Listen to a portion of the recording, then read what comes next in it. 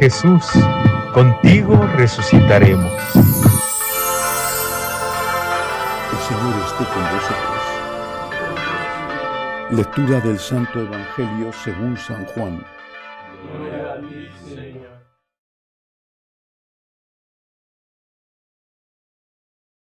Al anochecer de aquel día, el primero de la semana, estaban los discípulos en una casa con las puertas cerradas por miedo a los judíos. Y en esto entró Jesús, se puso en medio y les dijo: «Paz a vosotros». Diciendo esto, les enseñó las manos y el costado. Y los discípulos se llenaron de alegría al ver al Señor. Jesús repitió: «Paz a vosotros. Como el Padre me ha enviado, así también os envío yo». Dicho esto, sopló sobre ellos y les dijo: «Recibid el Espíritu Santo. A quienes les perdonéis los pecados, les quedan perdonados. A quienes se los retengáis, les quedan retenidos». Tomás, uno de los 12, llamado el mellizo, no estaba con ellos cuando vino Jesús. Y los otros discípulos le decían: «Hemos visto al Señor». Pero él les contestó: «Si no veo en sus manos la señal de los clavos, si no meto el dedo en el agujero de los clavos y no meto la mano en su costado, no lo creo». A los 8 días estaban otra vez dentro los discípulos y Tomás con ellos. Llegó Jesús, estando cerradas las puertas, se puso en medio y les dijo: «Paz a vosotros». Luego dijo a Tomás: «Trae tu dedo.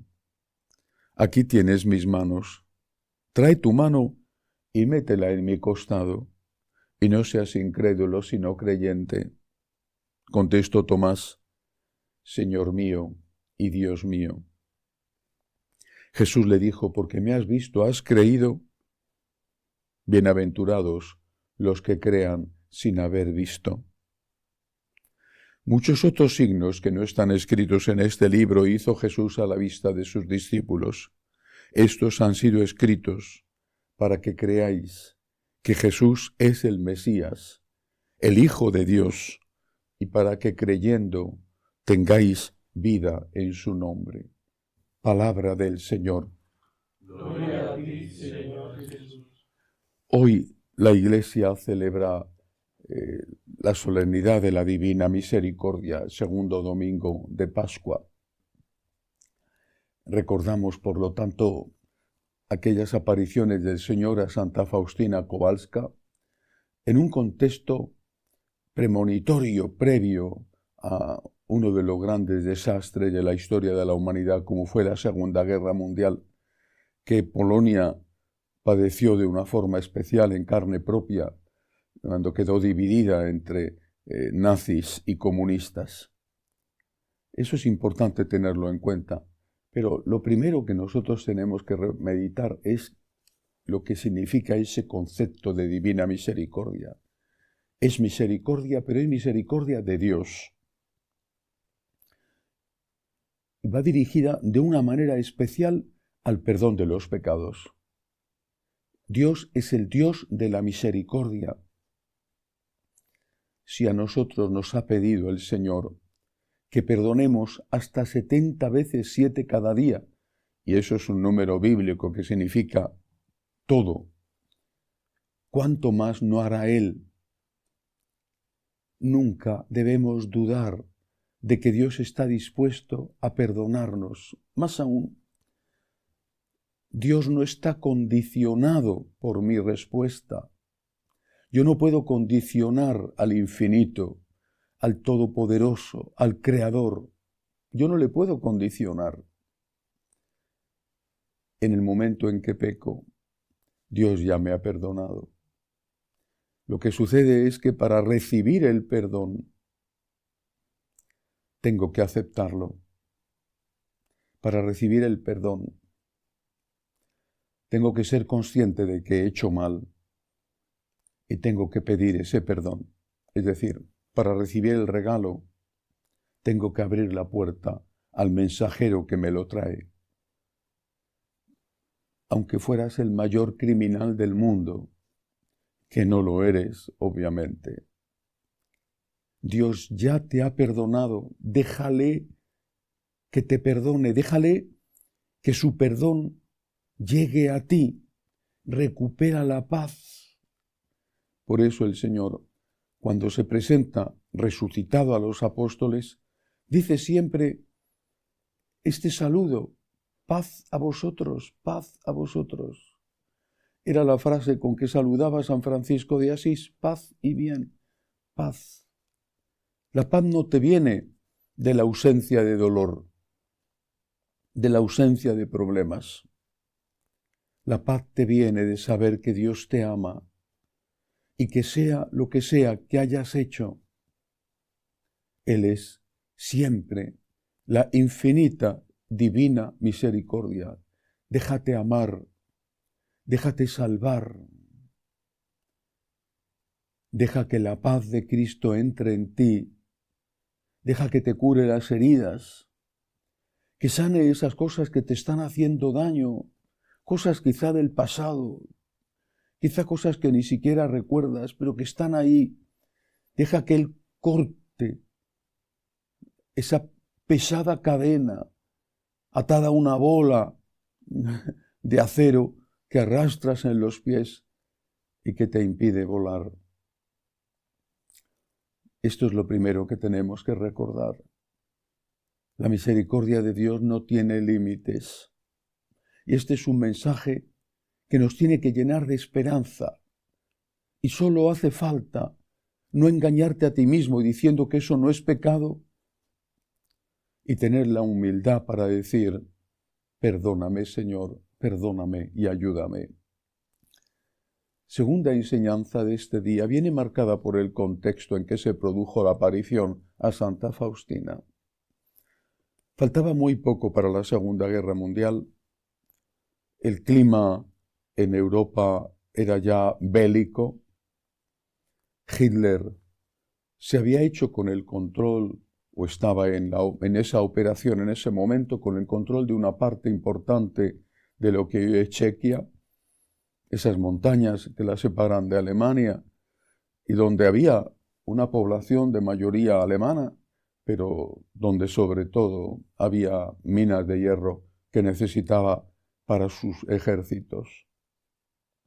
El siguiente objetivo, antes ya se había apoderado de Austria, el siguiente objetivo era Polonia. Se iba a desencadenar un auténtico infierno. 30 millones de muertos. No solamente en Europa, aunque fue el principal escenario de la batalla, porque fue una guerra mundial con la entrada de Japón, se iba a desencadenar un infierno.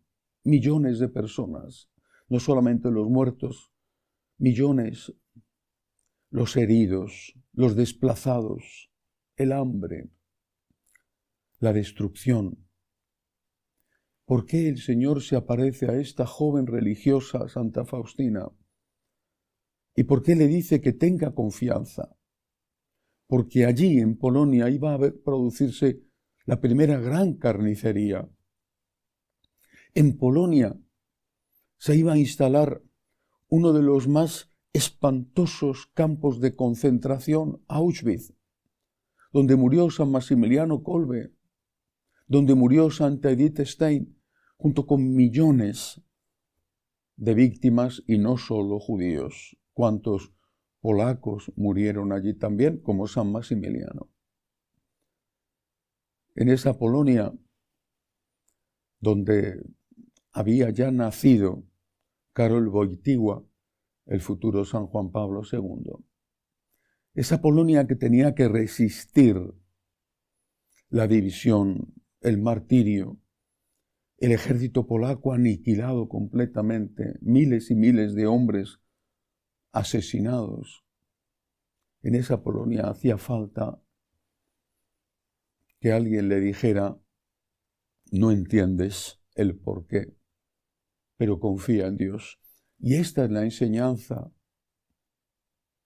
Tú también eres muchas veces un escenario de guerra. En ti hay trigo y cizaña. En ti hay bien y mal. Eres un escenario de guerra entre Dios y el demonio. Y muchas veces te dejas llevar por la tentación y le das permiso al demonio para que te destruya o para que te use para destruir y hacer daño a otros. Y no solamente son los males morales de los cuales tú eres la primera víctima consciente y libre. También hay otro tipo de sufrimientos, enfermedades, problemas laborales, falta de afecto, todo tipo de torturas. En este momento donde hay una guerra ahora mismo en pausa, pero siempre a punto de renovarse en Irán, en Líbano, tantos y tantos muertos. En este momento donde llevamos ya más de 4 años de guerra en Ucrania, tantos y tantos muertos, donde no se termina de ver una solución para Venezuela, donde el hambre es la única que reina en Cuba, donde la dictadura cruel aplasta a los nicaragüenses, donde tantos y tantos cristianos son perseguidos en África y en otros sitios del mundo. En esta Pascua, más de 20 han sido asesinados en Nigeria. Donde miras, hay dolor. Dolor en tu alma, dolor en tu familia, dolor en tu sociedad, dolor. Y es inevitable preguntarte, ¿por qué? ¿Por qué? ¿Por qué? Y ahí viene la respuesta del Señor. Confía. Confía. No nos han enseñado a confiar. Y es la enseñanza más importante que debemos aprender en la vida. Lo que sí que hay que hacer es discernir bien de quién estamos confiando. ¿En quién hemos puesto nuestra esperanza? Y desde luego de Jesús, divina misericordia, sí que podemos fiarnos. Cuando no entiendes el porqué de la enfermedad, el porqué de una muerte, el porqué ese problema lacerante no se resuelve, cuando no entiendes por qué el Señor permite esa desgracia, cuando no entiendes por qué aparentemente hace oídos sordos a tus súplicas, recuerda, divina misericordia, en ti confío. Porque ¿qué sucede si no confías?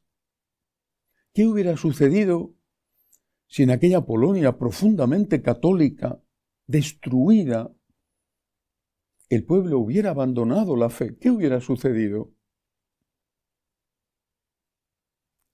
Yo estuve en Polonia en el año 89, cuando todo empezaba. Faltaba muy poco para la caída del muro de Berlín. Yo estuve en Varsovia. La gente llenaba las iglesias. En los astilleros de Danzig, los obreros con sus ropas de grasa sucias, porque estaban en su trabajo, se arrodillaban para comulgar y el sacerdote les celebraba la misa muchas veces desde fuera de las vallas donde estaban encerrados. Polonia no se rindió. Polonia confió.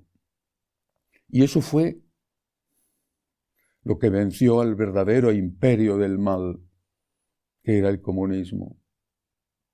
Si te rindes, si dejas de confiar, no resuelves nada.